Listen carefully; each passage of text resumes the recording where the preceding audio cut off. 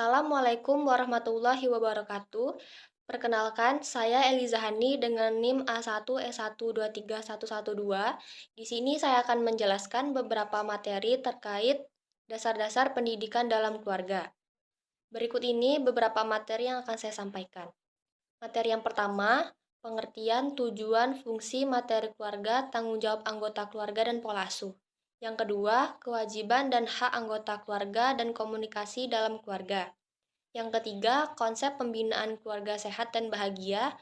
Yang keempat, jenis dan karakteristik keluarga dan anggota keluarga. Dan yang kelima, keluarga sebagai tempat pembentukan karakter. Dan yang keenam, sikap keluarga menghadapi globalisasi. Baik, untuk materi yang pertama yaitu pengertian keluarga. Menurut Latipun 2022, keluarga merupakan lingkungan sosial yang terbentuk erat karena sekelompok orang yang bertempat tinggal berinteraksi dalam pembentukan pola pikir, kebudayaan, serta sebagai mediasi hubungan anak dengan lingkungannya. Menurut Chapman dan Tracy, keluarga merupakan sekelompok orang yang dihubungkan dengan pemikiran, keturunan, atau adopsi yang hidup bersama dalam sebuah rumah tangga. Menurut Departemen Kesehatan 2020, keluarga adalah unit terkecil dari masyarakat yang terdiri atas kepala keluarga serta beberapa orang yang berkumpul dan tinggal di satu atap dalam keadaan yang saling bergantungan. Selanjutnya, tujuan keluarga, yaitu yang pertama, keluarga sebagai unit dasar yang sangat berpengaruh terhadap perkembangan individu. Yang kedua, sebagai perantara dan harapan setiap anggota keluarga dalam kebutuhan dan tuntutan masyarakat. Yang ketiga, menstabilkan kebutuhan kasih sayang, seksual, dan sosioekonomi. Yang keempat, pembentukan identitas individu dan perasaan harga diri individu. Selanjutnya, fungsi keluarga. Menurut WHO, ada 5 fungsi. Yang pertama yaitu fungsi biologis. Upaya bereproduksi, pemelihara, dan membesarkan anak, memberi makan, mempertahankan kesehatan rekreasi. Yang kedua, fungsi ekonomis, yaitu memenuhi kebutuhan sumber penghasilan dan menjamin keamanan finansial. Yang ketiga, fungsi psikologis, menyediakan lingkungan yang mampu meningkatkan perkembangan kepribadian. Yang keempat, fungsi edukasi, yaitu mengajarkan pengetahuan, sikap, dan keterampilan. Dan yang kelima, fungsi sosiokultur, melakukan transfer nilai yang berhubungan dengan perilaku bahasa dan tradisi atau adat.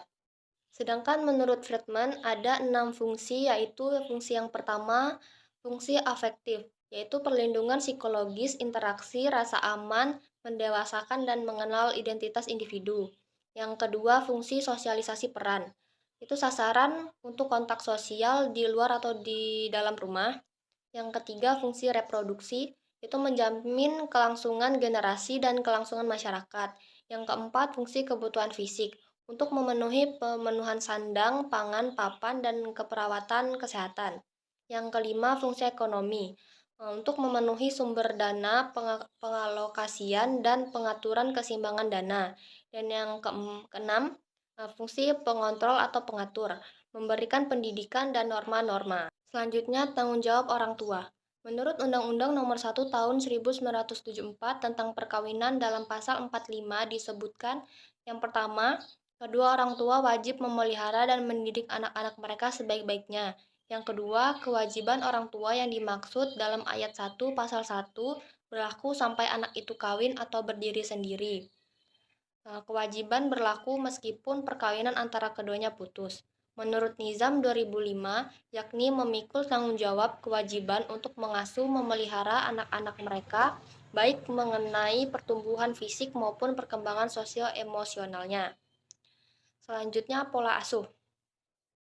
Menurut Desi Anwar 2003, menurut KBBI, pola yang berarti model, sistem, atau cara kerja. Menurut Harlock Hermawati 2014, pola asuh orang tua sebagai cara orang tua dalam mendidik anak, yaitu upaya orang tua yang diwujudkan berupa penataan lingkungan fisik, lingkungan sosial anak, pendidikan anak, dialog dengan anaknya, kontrol terhadap perilaku anak, dan penentuan nilai-nilai moral terhadap anaknya. Menurut Kartono dan Kartini 2016, orang tua yaitu setiap orang yang bertanggung jawab dalam suatu keluarga atau tugas rumah tangga yang dalam kehidupan sehari-hari disebut sebagai ayah atau ibu. Menurut Harlock, ada 3 pola asuh. Yang pertama, pola asuh otoriter, yaitu ditandai dengan cara mengasuh anak dengan aturan yang ketat, seringkali memaksa anak untuk berperilaku seperti orang tuanya. Kebebasan untuk bertindak atas nama sendiri pun dibatasi. Yang kedua, pola asuh demokratis. Ini ditandai dengan adanya pengakuan orang tua terhadap Anda. Anak diberi kesempatan untuk tidak selalu bergantung pada orang tua. Yang ketiga, pola asuh permisif. Ini ditandai dengan cara orang tua mendidik anak yang cenderung bebas. Anak dianggap sebagai orang dewasa atau muda. Ia diberi kelonggaran seluas-luasnya untuk melakukan apa saja yang dikehendaki. Sedangkan pola asuh menurut Hardy dan Hayes, yang pertama yaitu otoriter, ditandai dengan adanya aturan-aturan yang kaku dari orang tua dan kebebasan anak sangat dibatasi. Yang kedua, demokratis, ditandai dengan adanya sikap terbuka antara orang tua dan anak. Yang ketiga, permisif, ditandai dengan adanya kebebasan pada anak untuk berperilaku sesuai dengan keinginan anaknya sendiri. Yang keempat ada laissez-faire, yaitu pola yang ditandai dengan sikap acuh tak acuh orang tua terhadap anaknya. Baik, selanjutnya materi yang kedua yaitu kewajiban dan hak anggota keluarga dan komunikasi dalam keluarga. Yang pertama, kewajiban suami, yaitu sebagai pemimpin keluarga. Yang kedua, mencari dan memberi nafkah. Yang ketiga, bertanggung jawab akan ketenangan, keselamatan, dan kesejahteraan keluarga. Yang keempat, mendidik anak dengan penuh kasih sayang dan tanggung jawab. Yang kelima, menciptakan kedamaian atau ketenangan jiwa dalam keluarga. Keenam, memilih lingkungan yang baik bagi anggota keluarga. Yang ketujuh, menjadi suami yang baik dan untuk istri dan ayah yang baik untuk anak. Selanjutnya, hak suami. Yang pertama, ditaati atau dipatuhi oleh seluruh anggota keluarga. Yang kedua, dibantu dalam pengelola rumah tangga. Yang ketiga, diperlakukan dengan baik dan penuh cinta kasih dalam memenuhi kebutuhan fisik, biologis maupun psikisnya.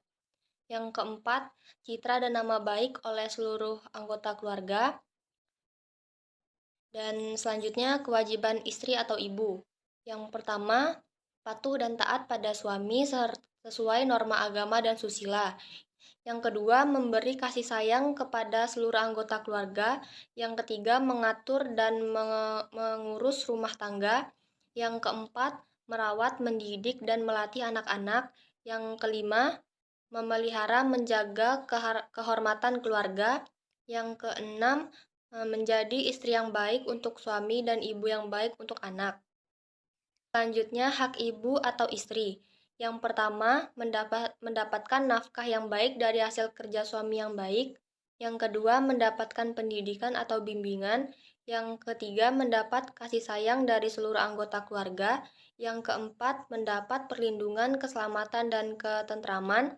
Yang kelima, dihargai, dipatuhi, dan mendapat komunikasi yang sehat. Selanjutnya, kewajiban anak. 1. Menaati dan menghormati kedua orang tuanya. Yang kedua, berperilaku baik dengan orang tua dan anggota keluarga lainnya. Yang ketiga, bersikap yang berdasar kasih dan sayang. Yang keempat, bakti kepada kedua orang tua. Selanjutnya ada hak anak. Yang pertama, mendapatkan perlakuan yang baik dari anggota keluarga. Yang kedua, nama dan citra yang baik. Yang ketiga, rasa aman. Keempat, kasih sayang. Kelima, pendidikan, bimbingan, dan arahan yang baik. Dan yang keenam, terpenuhinya kebutuhan. Selanjutnya, komunikasi dalam keluarga.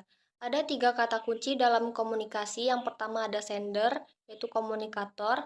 Kedua ada message atau pesan. Yang ketiga ada sender atau komunikan. Cara-cara komunikasi efektif, ada 2 komunikasi verbal yang efektif, yaitu lisan dan tulisan. Selanjutnya, manfaat komunikasi bagi keluarga. Yang pertama, dapat mengetahui apa yang ingin disampaikan oleh keluarga.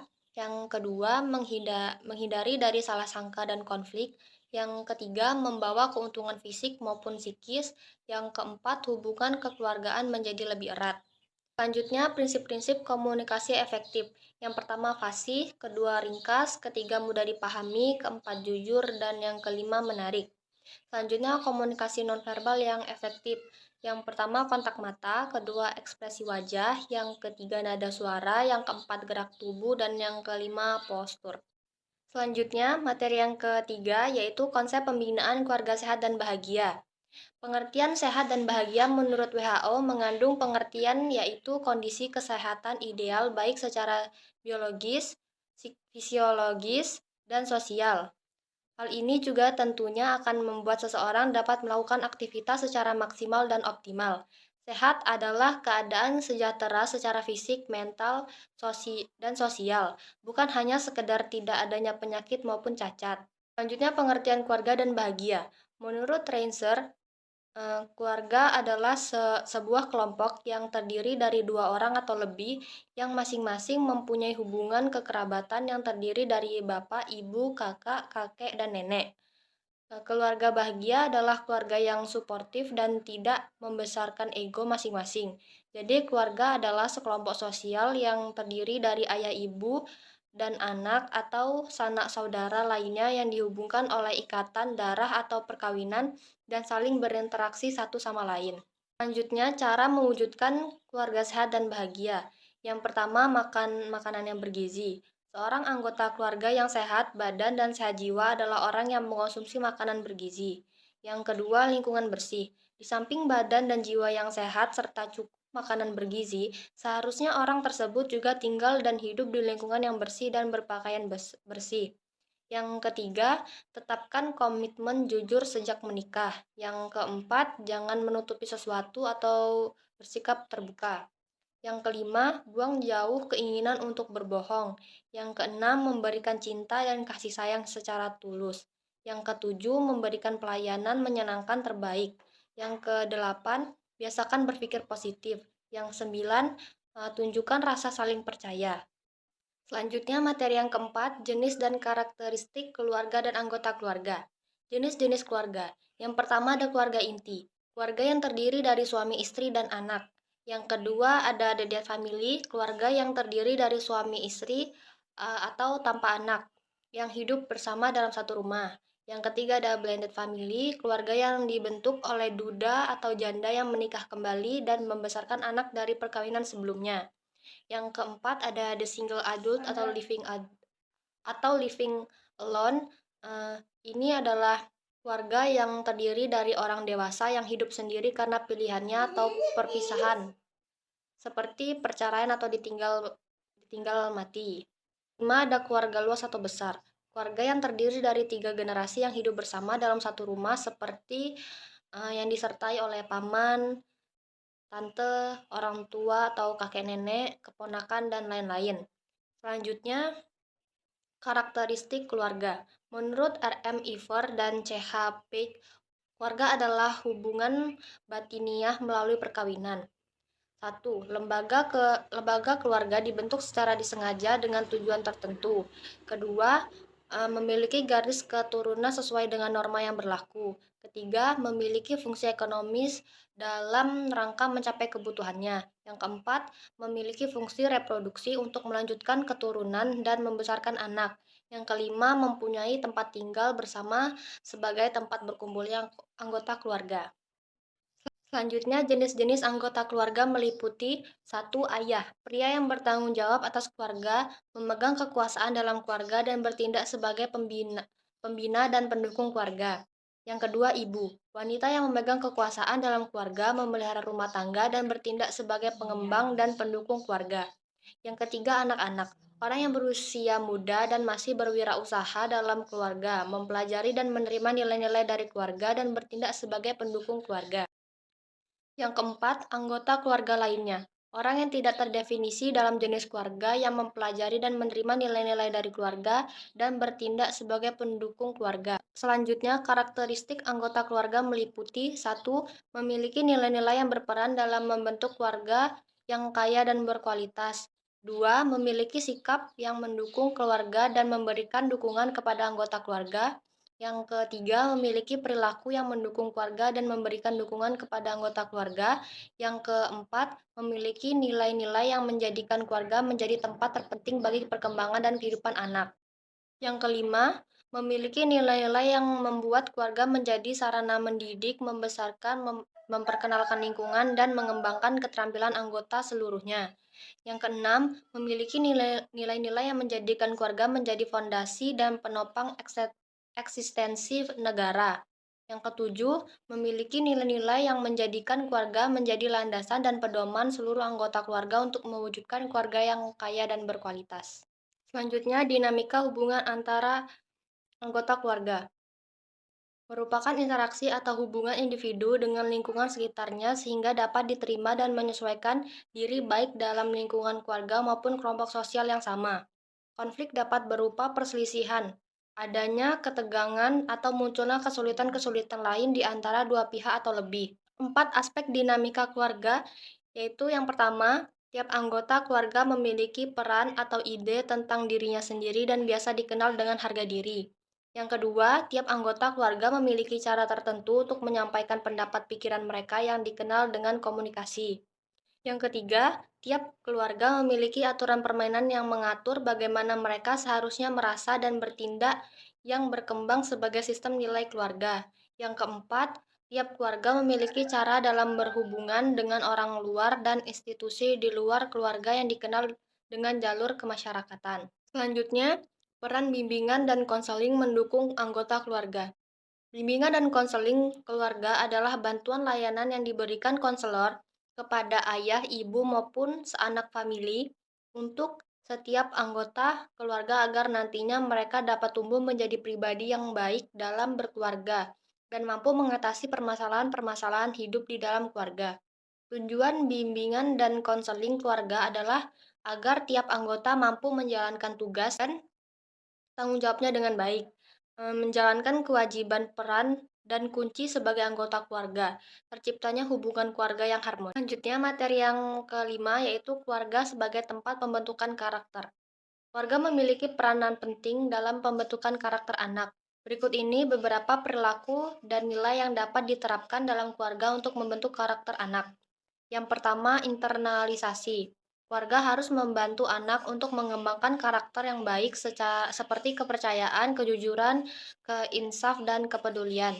Yang kedua, keteladanan. Keluarga harus menjadi tempat yang kaya dengan keteladanan dan menyediakan anak dengan banyak pendidikan moral dan pendidikan praktis. Yang ketiga, pembiasaan. Keluarga harus membantu anak untuk mengembangkan pembiasaan yang baik, seperti pembiasaan berpendidikan, bertanggung jawab, dan berpikir positif. Yang keempat, bermain. Keluarga harus menjadi tempat yang menyediakan banyak permainan dan kegiatan yang dapat membantu anak untuk mengembangkan kreativitas, inisiatif, dan kecerdasan. Yang kelima, ceria. Keluarga harus menjadi tempat yang menyediakan banyak cerita yang dapat membantu anak untuk mengembangkan pendapat, pikiran, dan perasaan. Yang keenam, nasihat. Keluarga harus menjadi tempat yang menyediakan banyak nasihat dan panduan yang dapat membantu anak untuk mengembangkan karakter yang baik. Yang ketujuh, penghargaan dan hukuman. Keluarga harus menjadi tempat yang menyediakan penghargaan dan hukuman yang dapat membantu anak untuk mengembangkan kepedulian, kejujuran, dan insaf. Yang kedelapan, tata krama. Keluarga harus menjadi tempat yang mengembangkan tata krama yang baik seperti tata krama dalam berinteraksi dengan orang lain, tata krama dalam mengambil keputusan, dan tata krama dalam mengelola keuangan. 9. Minus kolatis. Keluarga harus menjadi tempat yang mengembangkan minus kolatis yang baik, seperti minus kolatis dalam berbicara, minus kolatis dalam berpikir, dan minus kolatis dalam berinteraksi dengan orang lain. 10. Mendengarkan. Keluarga harus menjadi tempat yang menyediakan banyak pendengaran dan perhatian yang dapat membantu anak untuk mengembangkan pendapat, pikiran, dan perasaan. 11. Empati. Keluarga harus menjadi tempat yang mengembangkan empati yang baik seperti empati dalam berinteraksi dengan orang lain, empati dalam pengelolaan masalah, dan empati dalam pengelolaan perasaan. Baik, selanjutnya materi yang keenam, sikap keluarga menghadapi globalisasi. Berikut ini adalah beberapa contoh sikap yang dapat dilakukan keluarga untuk menghadapi globalisasi. Pertama, menyaring budaya asing dengan panduan nilai, norma, dan tradisi lokal. Keluarga harus berusaha mengembangkan kebudayaan di keluarga dengan cara memberikan pengetahuan tentang kebudayaan pada anak usia dini. Kedua, menjaga kelestarian budaya yang ada. Keluarga harus menjaga kelestarian budaya yang ada dan menyaring budaya asing yang masuk ke lingkungan masyarakat. Ketiga, memahami nilai kebangsaan dan Pancasila. Keluarga harus memahami nilai kebangsaan dan Pancasila dan berusaha mengembangkannya dalam lingkungan keluarga. Yang keempat, mengembangkan kemajuan teknologi. Dalam membangun, keluarga harus memahami kemajuan teknologi dan mengembangkannya dalam pembangunan, seperti menggunakan teknologi untuk mengembangkan usaha mikro. Yang kelima, mengembangkan usaha mikro. Keluarga harus mengembangkan usaha mikro seperti usaha kuliner tradisional, usaha kreatif, dan usaha yang dapat membantu pemasaran budaya lokal. Yang keenam, membangun ketahanan keluarga. Ibu harus menjadi elemen penyeru kepada konservasi dan reformasi budaya bangsa serta menyelamatkan keimanan. Yang ketujuh, membangun ketahanan keluarga dengan perbaikan itu harus dimulai dari keluarga sendiri. Keluarga harus bekerja sama untuk membangun ketahanan keluarga, sehingga tidak hanya kemesraan suami istri yang terbangun, tetapi juga keluarga menjadi kondusif. Yang kedelapan, memperhatikan kesehatan fisik dan rohani. Ibu harus memperhatikan kesehatan fisik dan rohaninya. 9. Membantu masyarakat. Keluarga harus menjadi benteng menghadapi arus negatif globalisasi, seperti mengurangi jumlah perceraian sebagai salah satu masalah sosial yang dipengaruhi pergeseran norma dan cara pandang masyarakat terhadap institusi perkawinan. Dengan menjaga nilai-nilai lokal, mengembangkan kemajuan teknologi, dan mengembangkan usaha mikro, keluarga dapat menjadi benteng yang kuat menghadapi globalisasi.